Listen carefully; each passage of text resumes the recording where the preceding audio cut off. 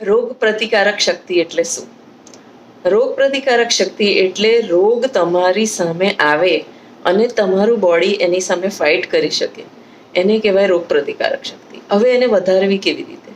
વધારવાનો એક જ ઉપાય છે કે તમે રોજ એકનું એક જાતનું ફૂડ ખાશો તો તમારી રોગ પ્રતિકારક શક્તિ વધશે નહીં. તો એના માટે તમારે અલગ અલગ ટાઈપનું ફૂડ ખાવું પડે. આપણે વેજીટેરિયન છે અને રોજ આપણે તમે વિચારશો તો તમે રોજ શું ખાઓ છો? સપોઝ તમે દાળ ભાત રોટલી શાક ખાતા હો તો તમે દાળ કઈ બનાવો છો? રોજ તમે તુવેરની જ દાળ બનાવો છો. રોટલી શેની બનાવો છો? રોજ તમે ઘઉંના લોટની જ રોટલી બનાવો છો. અને તમે ભાત બનાવો છો, રોજ શું બનાવો છો? રોજ તમે એ જ ચોખાનો ભાત બનાવો છો જે રોજ તમે વાપરો છો. એવી જ રીતે શાકમાં આપણે 2-3 શાક ફેમિલીમાં આવતા હોય, કેબેજ છે, ટીંડોળા છે, ફ્લાવર છે, એમાં પણ વેરિએશન કરવું પડે, એમાં પણ કઠોળ નાખવા પડે, એમાં પણ ગ્રેવીવાળા શાક ઉમેરવા પડે. લોટમાં અલગ અલગ લોટ ખાવા પડે, ચણાનો લોટ, ચોખાનો લોટ, બાજરીનો લોટ, મકાઈનો લોટ, બધા અલગ અલગ લોટ આપણે આપણા ધાનમાં રોજ ઉમેરવા પડે. એવું નહીં કે વન્સ ઇન અ વાઇલ આપણે બનાવી દીધું. તો એના માટે આપણે એઝ અ સ્ત્રી, એઝ અ મધર આપણને ખબર હોવી જોઈએ એમનું વેરિએશન કરીશું તો આખું ફેમિલી એને એક્સેપ્ટ કરશે અને બધા હોંશે હોંશે ખાશે અને તો એમની રોગ પ્રતિકારક શક્તિ વધશે. તો આજનો વિડીયો મારો સિમ્પલ એક પૂરી બનાવવાનો વિડીયો છે, તમે કહી શકો, પણ પૂરી સિમ્પલ પૂરી નથી. એને ફ્રેન્ચમાં નાચોસ કહે છે, પણ આપણે એને મકાઈના લોટથી બનાવીશું એટલે આપણે મકાઈના લોટની પૂરી પણ કહી શકીએ છીએ. મકાઈનો લોટ ખાવાનું સૌથી ઉત્તમ મને આ લાગ્યું જે તમારી સાથે શેર કરું છું. સુપર સહેલિયાથી હું નૈમિષા. ચાલો જઈએ આપણા કિચનમાં અને બનાવીએ નાચોસ. આમાં આપણે પીળી મકાઈનો લોટ લેવાનો છે. તો પીળી મકાઈનો લોટ આ રેડીમેડ છે અને એ હું ચારી અને પછી તેનો ઉપયોગ કરીશ. ચારવાથી અંદર જે કચરો હોય અથવા એક્સ્ટ્રા જે ફાઇબર્સ હોય જે આપણી રેસીપી માટે કામમાં નહીં આવે, જેનાથી રેસીપી કડક થઈ જશે, એ બધી જ વસ્તુ આપણે કાઢી નાખીશું. તો મકાઈ હોય એટલે એના જે છોડા હોય એ બધા આની અંદર આવી જતા હોય છે, એટલે ચારવું ખૂબ જ જરૂરી છે. તો આ ટાઈપનું ચરામણ જે નીકળશે તે આનો આપણે ઉપયોગ કરીશું નહીં. એવી જ રીતે બીજો બાઉલ પણ આપણે ચારી લઈશું, એટલે 2 બાઉલ પીળી મકાઈનો લોટ આપણે લઈશું. આની સાથે આપણે લઈશું 2 બાઉલ મેંદો. હા, મકાઈનો લોટ એકલો ના પૂરી બનશે, ના રોટલી બનશે, ના ભાખરી બનશે, એટલે એની સાથે આપણે મેંદો એડ કરીશું. તો મેંદો અને મકાઈના લોટ એ કોમ્બિનેશનથી તમારા એકદમ પતલા નાચોસ તૈયાર થશે. અહીં મેંદો પણ આપણે 2 બાઉલ લઈશું, એટલે સરખા ભાગે મકાઈનો લોટ અને મેંદો લેવાનો છે.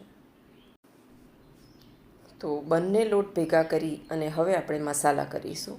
આ 1 મોટી ચમચી ભરીને ઓરિગેનો પાવડર છે. અડધી ચમચી અજમો નાખવાનો છે. એની સાથે આપણે લઈશું ચીલી ફ્લેક્સ. આ ચીલી ફ્લેક્સ એટલે મરચાંનો ભૂક્કો છે. તે આપણે 2 ચમચી, અઢી ચમચી એવી રીતે આપણે લઈશું. તીખાસ પ્રમાણે આપણે આને એડ કરીશું. આ રીતનો મસાલો તમારે નાચોસમાં બહુ જ કામમાં આવશે અને એકદમ ટેસ્ટફુલ નાચોસ તૈયાર થશે. સાથે નાખી દઈશું સ્વાદ પ્રમાણે મીઠું અને 2 મોટા ચમચા ભરી અને આપણે તેલ એડ કરીશું.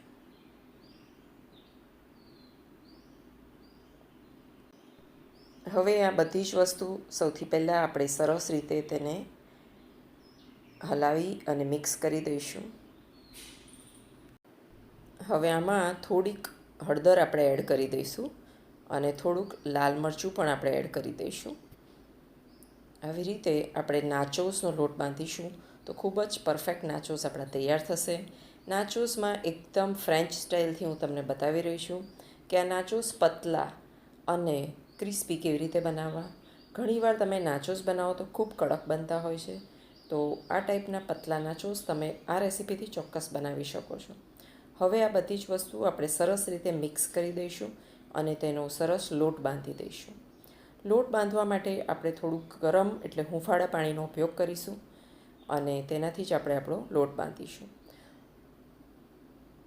મકાઈનો લોટ આપણે નોર્મલી આપણા ખાવામાં વાપરતા નથી, તો મારી એક વિનંતી છે કે અલગ અલગ લોટ આપણે ખાવા જોઈએ. રોજ આપણે ઘઉંનો લોટ જ ખાતા હોઈએ છીએ, રોજ આપણે તુવેરની દાળ જ ખાતા હોઈએ છીએ, રોજ આપણે ભાત જ ખાતા હોઈએ છીએ. તો એ બધું જ આપણે બદલવું પડશે, તો જ આપણી ઇમ્યુનિટી સારી થશે. અલગ અલગ લોટ, અલગ અલગ દાળ અને અલગ અલગ ધાન આપણે ખાવા જોઈએ.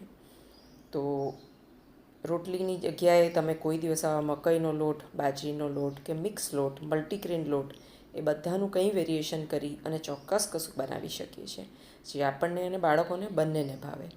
લોટ આવી રીતે સરસ બાંધી દેવાનો છે અને તેને મચેડવાનો છે. જ્યારે પણ મકાઈનો લોટ હોય તો એને મચેડીને બાંધવો બહુ જરૂરી છે. મકાઈના લોટમાં ગ્લુટન હોતું નથી, પણ જ્યારે આપણે એને આવી રીતે મચેડીએ છીએ ત્યારે એમાં ગ્લુટન પેદા થાય છે.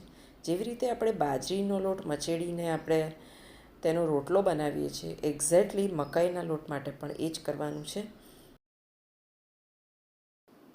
હવે આપણો લોટ બંધાઈ ગયો છે અને આપણે તેને રેસ્ટ કરવા મૂકવાનો છે. તેના પહેલાં આપણે એને થોડું ગ્રીસ કરીશું બટરથી. જે અમૂલનું બટર આવે છે એ મારી પાસે ફ્રીઝમાં પડ્યું હતું, એટલે એને હું આવી રીતે એની ઉપર ચોંટાડી દઉં છું અને તેને ઢાંકી દઈશ. એટલે થોડી વાર પછી એ ઓગળી જશે. પછી એ લોટને આપણે ફરીથી મિક્સ કરી દઈશું. આ લોટને ઢાંકીને 10-15 મિનિટ રેસ્ટ કરવા દઈશું અને રેસ્ટ કર્યા પછી જ્યારે આપણે તેને ખોલીશું ત્યારે ઓબ્વિયસલી બટર બધું મેલ્ટ થઈ ગયું હશે અને હવે આપણે આ બટરથી તેને ફરીથી મિક્સ કરી દઈશું, બટરને લોટની અંદર, અને ફરીથી તેને સ્મૂથ કરી દઈશું. લોટ તમે જોઈ શકો છો કે રોટલી જેવો ઢીલો થઈ ગયો છે અને તેવા ઢીલા લોટથી જ આપણે નાચોસ બનાવવાના છે. નાચોસની રેસીપી મેં આગળ પણ એકવાર શેર કરી છે, પણ એના કરતાં પણ ઇઝી રેસીપી આ છે, તો તમે ચોક્કસ ફોલો કરો. અને આ એક એવો નાસ્તો છે જેને તમે ડબ્બો ભરીને 15 દિવસ સુધી ભરી રાખશો તો પણ એ એવાને એવા જ રહેશે. આની સાથે મેં સાલ્સા સોસ બનાવ્યો હતો. તે પણ ગાજર, કાકડી અને ટામેટાને છીણી અને બનાવવામાં આવે છે અને તે પણ ખૂબ જ હેલ્ધી છે. એટલે સાંજના ડિનર માટે એક નવું વેરિએશન અને એક હેલ્ધી વેરિએશન તમારા માટે આ ચોક્કસ રહેશે. તો સરસ રીતે આપણો લોટ ચીકણો થઈ ગયો છે અને હવે આના આપણે મોટા મોટા રોટલા વણી લેવાના છે. હા, આ બધા જ રોટલા આપણે પતલા પતલા વણીશું અને બધા રોટલાને આપણે પહેલાં ભેગા કરીશું. આ રેસીપી એકદમ નવી છે અને આ રીતે તમે ચોક્કસ ટ્રાય કરજો. કોઈ જ કમ્પ્લેન નહીં આવે અને લાંબો સમય સુધી તમારા આ નાચોસ સરસ રહેશે. ચોખાના લોટમાં મેં થોડા ડીપ કરી અને હવે તેને આપણે રોટલીની જેમ મોટો રોટલો તેનો વણી લઈશું. આ મોટા રોટલાને આપણે સૌ પ્રથમ આપણે પ્રીહીટ કરેલી એક તવી ઉપર આપણે થોડો ચોખાનો લોટ સ્પ્રિંકલ કરી અને તેની ઉપર આપણે આ રોટલો પાથરીશું અને તેને શેકાવા દઈશું. નાચોસ તળીને બનાવવાના છે, પણ સૌથી પહેલાં આપણે આને કાચી પાકી રોટલી તૈયાર કરી લઈશું અને ત્યાર પછી આપણે નાચોસને તળીશું. તો તમારા નાચોસ પતલા પેપર જેવા અને ક્રિસ્પી થશે અને તળાવવામાં પણ વાર નહીં. બંને બાજુથી કચરી રોટલી મારી તૈયાર થઈ ગઈ છે. એવી રીતે 2-3 રોટલી સાથે કરી અને પછી આપણે એક જ સાથે અહીંયા હું તમને 2-3 રોટલી અધકચરી શેકી અને ત્યાર પછી તેને કેવી રીતે નાચોસ બનાવવા તેનો પ્રોસિજર શેર કરું છું. એવી જ રીતે બધા જ લોટના નાચોસ આપણે બનાવી લઈશું. અધકચરી રોટલી શેકી અને તૈયાર કરવાની અને ત્યાર પછી એ રોટલી જે આપણે તૈયાર કરી છે તે અહીંયા 3 રોટલીને આપણે જે તૈયાર કરી છે તેને આ આટની પર મૂકી દઈશું. આ 3 કાચી પાકી પાતળી રોટલી છે. હવે તેને આપણે કટ કરીશું પિઝા કટરથી. પિઝા કટરથી 3 રોટલી એકસાથે સરસ કપાઈ જશે અને તમારે જે સાઇઝના ટુકડા કરવા હોય એ તમે કરી શકશો. આમાં 2 પછી વચ્ચેથી પાડો એટલે 4 અને 4 પછી તમે હજી વચ્ચેથી પાડો એટલે 6 ટુકડા તૈયાર થશે અને હજી વચ્ચેથી પાડો એટલે 8 ટુકડા તૈયાર થશે. અહીંયા અમે 8 ટુકડા પાડ્યા છે. તમે જે સાઇઝના તમારે નાચોસ બનાવવા હોય એટલા વધારે પતલા કે જાડા ટુકડા તમે પાડી શકો છો. તો અહીં આપણા 8 ટુકડા તૈયાર થઈ ગયા છે. બીજી બાજુ મેં કઢાઈ મૂકી દીધી છે અને તેમાં આ ટુકડાને આપણે ફ્રાય કરવાના છે. આ ટુકડા આપણા અધકચરા શેકેલા છે, તેથી તેને મીડિયમ ફાસ્ટ ગેસ ઉપર આપણે તેને શેકી લઈશું અને એકદમ ક્રિસ્પી આપણા નાચોસ રેડી થઈ જશે. જો તમે કોઈ દિવસ આ રીતે નાચોસ ના બનાવ્યા હોય તો એકવાર ચોક્કસ બનાવજો. અધકચરી રોટલી શેકી અને પતલા નાચોસ કરવાનો આ પ્રોસેસ સૌથી ઇઝી, સૌથી પરફેક્ટ અને સૌથી સહેલો છે. તો આવી રીતે અલગ અલગ ધાન ખાવાનો પ્રોસેસ તમે સમજી લો અને તમારા રોજિંદા જીવનમાં અલગ અલગ વસ્તુઓ ખાઓ. આ જ એક રસ્તો છે ઇમ્યુનિટી વધારવાનો. એ વસ્તુ ખાઈશું તો રોગ પ્રતિકારક શક્તિ આપણી ધીમે ધીમે ઘટતી જશે. હાલ જરૂર છે આપણે રોગ પ્રતિકારક શક્તિને વધારવાની. એટલે મારી વિનંતી છે કે અલગ અલગ ધાન ખાવાની ટેવ પાડો. આ વિડીયોમાં બસ આટલું જ. મળીશું એક નવા વિડીયો સાથે, એક નવી રેસીપી સાથે, જે સુપર સહેલિયા ઈચ્છે છે કે દરેકના કામમાં આવે અને દરેકના ઘરમાં બની શકે. તો રેસીપી વિશે તમારા સજેશન્સ અમને ચોક્કસ આપજો.